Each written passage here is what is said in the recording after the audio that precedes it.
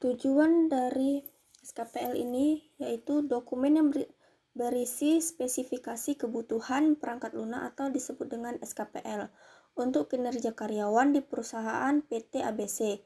Tujuan dari penulisan dokumen SKPL ini adalah untuk membantu memberikan gambaran dan penjelasan mengenai sistem perangkat lunak yang akan dibangun. Untuk ruang lingkup perangkat lunak sendiri, dokumen ini berisi gambaran aplikasi yang akan dibangun dan diberi nama dengan nama KIKA atau kepanjangannya kinerja karyawan by PT ABC secara menyeluruh. Aplikasi KIKA atau kinerja karyawan by PT ABC ini yaitu sebuah aplikasi yang dapat memantau kinerja karyawan pada perusahaan PT ABC. Yang dapat memantau kinerja karyawan ini adalah divisi sumber daya manusia dan karyawan yang melaksanakan kegiatan sesuai aturan pada perusahaan PT ABC. Melalui seorang dari setiap divisi, mulai dari data absensi, masuk kerja, dan pulang kerja karyawan. Pengawasan setiap kegiatan yang ditugaskan oleh manajer setiap divisi, sampai dengan pelaporan setiap kegiatan bulanan dan tahunan yang dilakukan karyawan PT ABC setiap divisi. Target audit. Target audit pada KIKA atau kinerja karyawan by PT ABC yang akan dibuat adalah 1. Admin. Admin ini dapat mengelola semua audit seperti manajer dan karyawan. Kemudian ada manajer. Pada manajer ini dapat memberikan tugas kepada karyawan untuk membantu kinerja dalam mengumpulkan KIKA atau kinerja karyawan by PT ABC. Kemudian ada karyawan. Pada karyawan ini melakukan tugas yang diberikan oleh manajer, kemudian dikumpulkan ataupun diupload ke dalam website tersebut.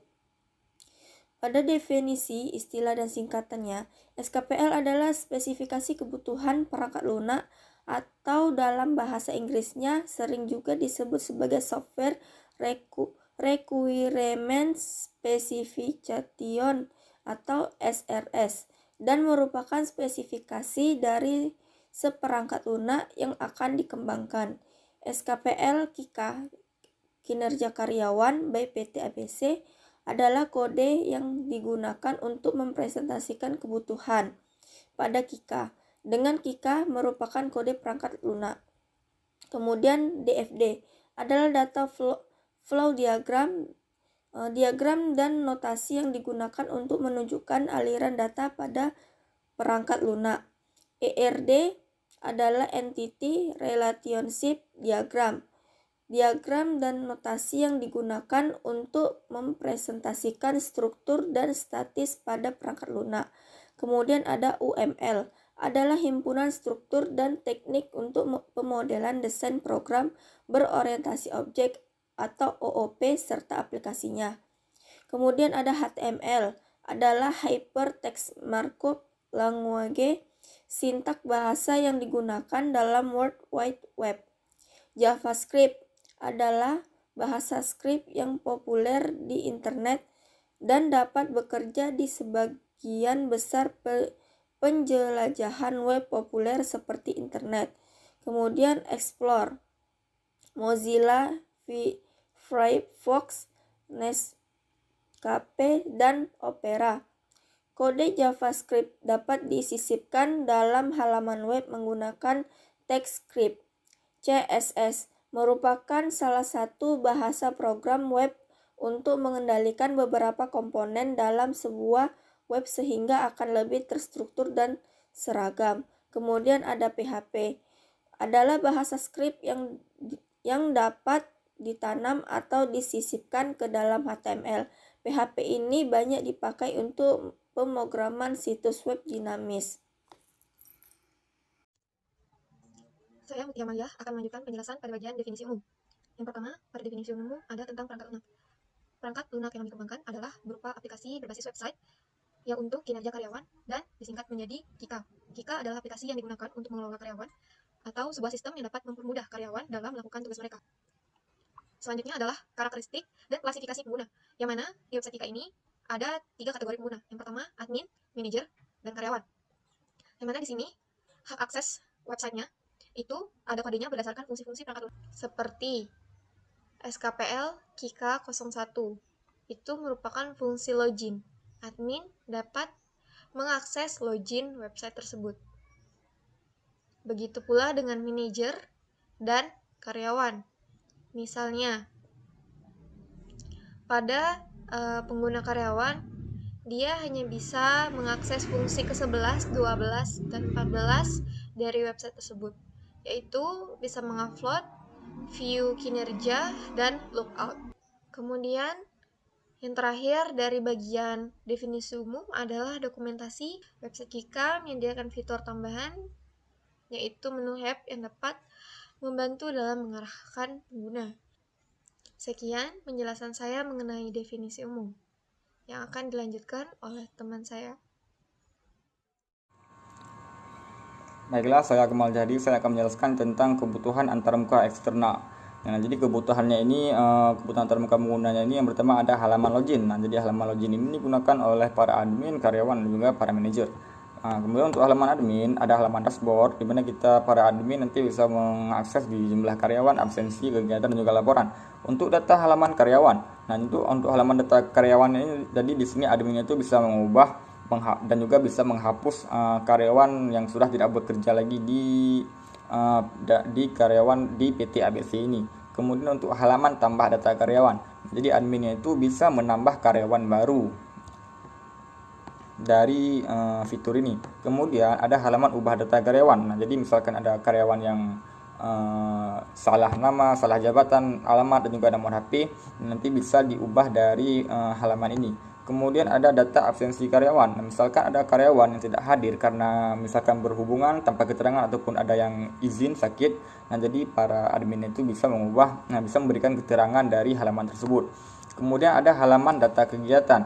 Nah, halaman data kegiatan ini,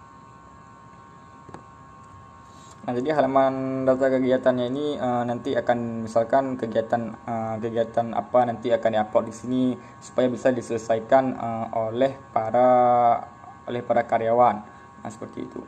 Kemudian ada halaman kerjakan kegiatan. Nanti di sini bisa misalkan ada kegiatan apa, mulainya kapan, deadline-nya kapan, nanti akan disampaikan dari halaman tersebut. Kemudian ada terakhir halaman laporan. Halaman laporan ini misalkan sudah diupload, sudah dikerjakan, nanti akan tampil di bagian halaman laporan.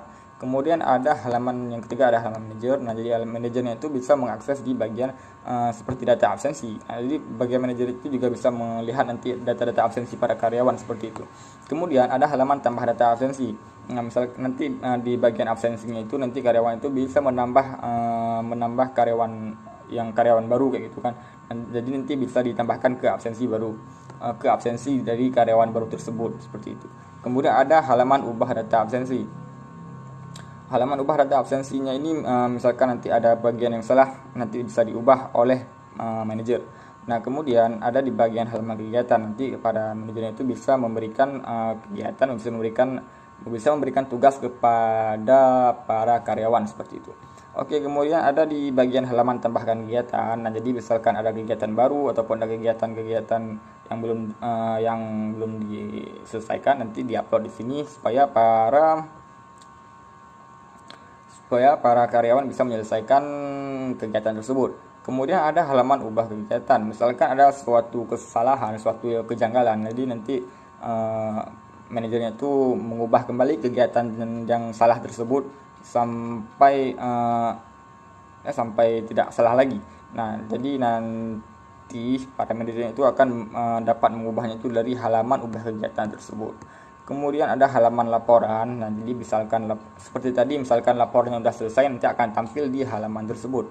Nah, untuk halaman karyawannya itu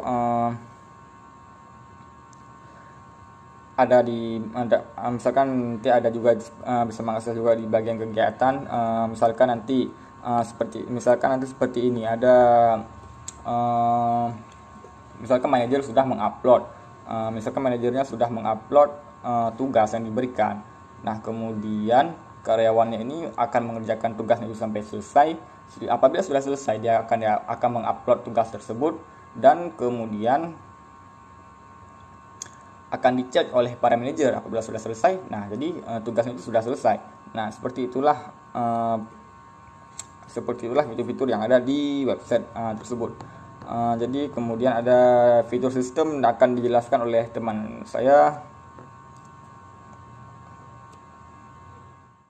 Baik, saya Maisa Ramadan akan melanjutkan presentasi SKPL kelompok kami, yaitu poin keempat, fitur sistem. Yang pertama kita masuk ke use case. Nah, seperti yang kita ketahui, use case adalah komponen gambaran fungsional dari suatu sistem. Saya lihat di sini gambarannya terdapat 3 logo segmen, di mana logo segmen ini adalah user. Yang pertama ada admin, manager, karyawan. Nah, admin dapat melakukan hapus manajer, ubah manajer, serta tambah manajer dalam web ini. Kemudian manajer dapat melakukan tambah karyawan, ubah karyawan, hapus karyawan, menginput tugas, memberi nilai, serta absensi karyawan. Yang terakhir user karyawan, yaitu dapat mengerjakan tugas dan memberi laporan dalam web ini. Ketiga user ini dapat melakukan logout dan login. Nah, selanjutnya kita masuk ke poin tabel use case, yang mana tabel use case ini menjelaskan aktor diagram use case yang di atas. Nah, di sini kita lihat login dapat dilakukan oleh admin, manajer, dan karyawan. Kondisinya tampilan form dan email, form email dan password atau halaman login. Kemudian kondisinya halaman utama setelah kita melakukan login. Nah, kemudian logout dapat dilakukan oleh admin, manajer, dan karyawan. Prekondisinya halaman utama. Setelah kita melakukan logout, maka akan beralih ke tampilan form email dan password. Kemudian tambah manajer. Nah, ini dapat dilakukan oleh admin. Prekondisinya adalah form input data manager. Setelah data manager selesai diinput, maka akan beralih ke data manager. Kemudian ubah admin dilakukan oleh ubah manager, dapat dilakukan oleh admin. Prekondisinya adalah form edit data manager. Kemudian setelah data manager diedit, akan beralih ke data manager. Kemudian hapus manager yang dapat dilakukan oleh admin. Di sini prekondisinya data manager, kemudian post kondisi data manager juga. Nah, kemudian tambah karyawan. Tambah karyawan ini hanya dapat dilakukan oleh manajer. Tampilan prekondisinya tampilan form input data. Setelah data karyawan diinput, maka akan beralih ke data user. Kemudian ubah karyawan, ini dilakukan oleh manajer juga. Prekondisinya adalah tampilan form edit data karyawan, post kondisi data user. Kemudian hapus karyawan dapat dilakukan oleh manajer. Prekondisi dan post kondisinya adalah data user. Kemudian prekondisinya halaman form input kegiatan baru. Setelah kegiatan baru diinput, kemudian beralih ke list kegiatan, form list kegiatan. Kemudian memberi nilai dilakukan oleh manajer.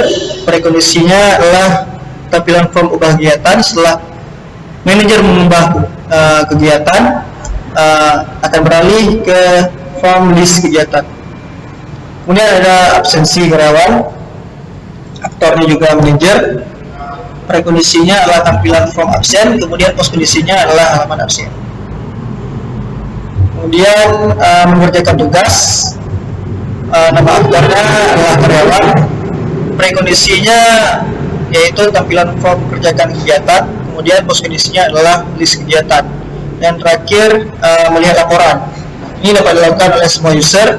Prekondisinya adalah halaman utama, kemudian beralih ke halaman laporan. Selanjutnya masuk ke poin kebutuhan fungsional. Aplikasi ini dapat tersedia dalam 24 jam atau seminggu. Nah, jadi aplikasi ini dapat digunakan kapanpun. Kemudian reliability, kehandalan aplikasi dari semua aspek yang ada di aplikasi, termasuk teknis seperti koneksi dan kebutuhan hardware. Kemudian respon time, yang mana ini kecepatan akses aplikasi.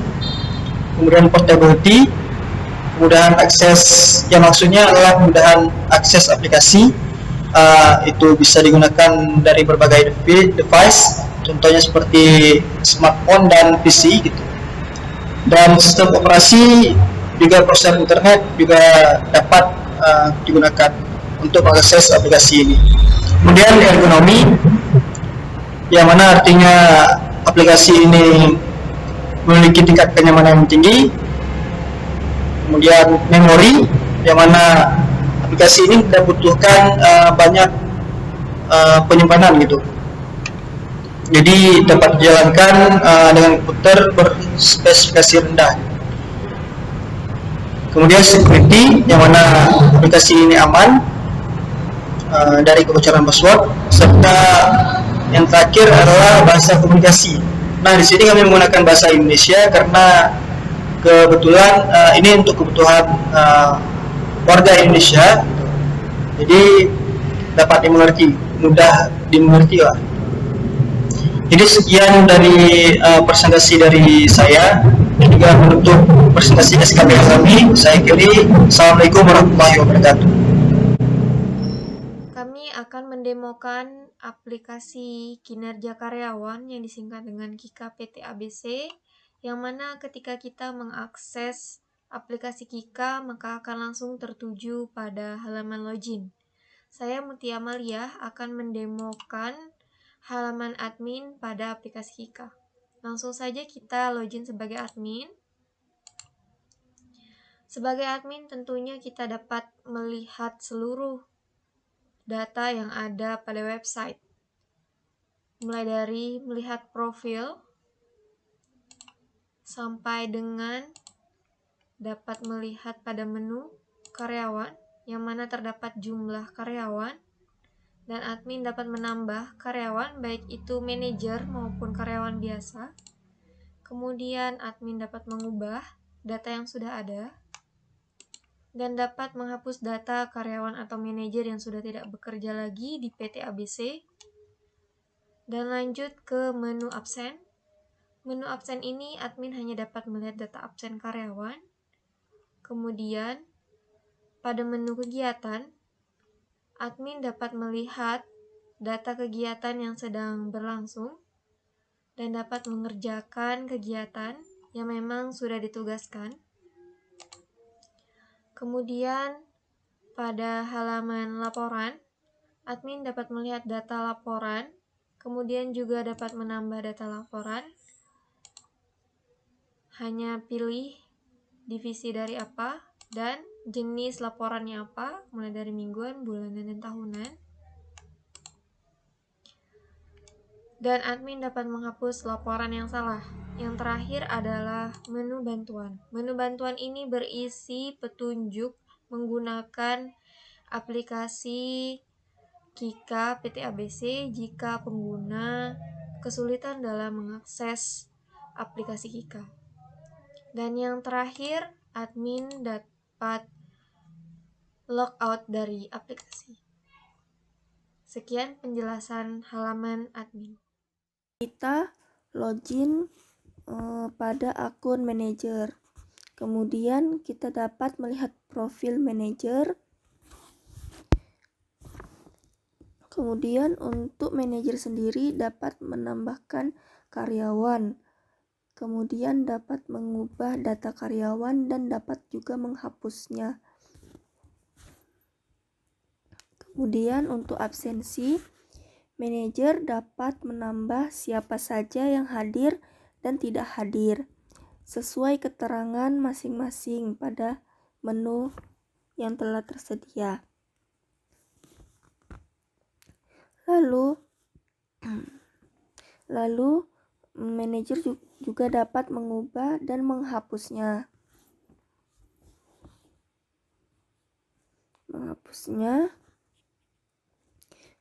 Untuk kegiatan sendiri, manajer dapat menambahkan kegiatan untuk karyawan, kemudian dapat mengubah, menghapus, dan dapat juga mengecek apakah sudah dikerjakan atau belum oleh si karyawan. Pada laporan, manajer dapat menambahkan data laporan yang sudah diselesaikan sesuai divisinya masing-masing.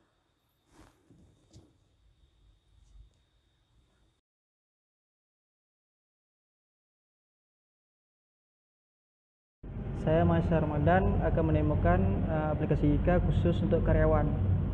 Baik, kita login, akan muncul menu dashboard. Di sini kita bisa mengubah profile serta sync out.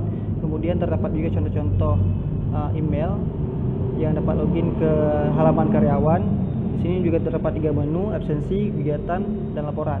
Kita masuk ke absensi, terlihat di sini ada beberapa karyawan adalah absen. Kemudian di menu kegiatan terdapat daftar kegiatan yang bisa dikerjakan oleh karyawan. Kemudian laporan,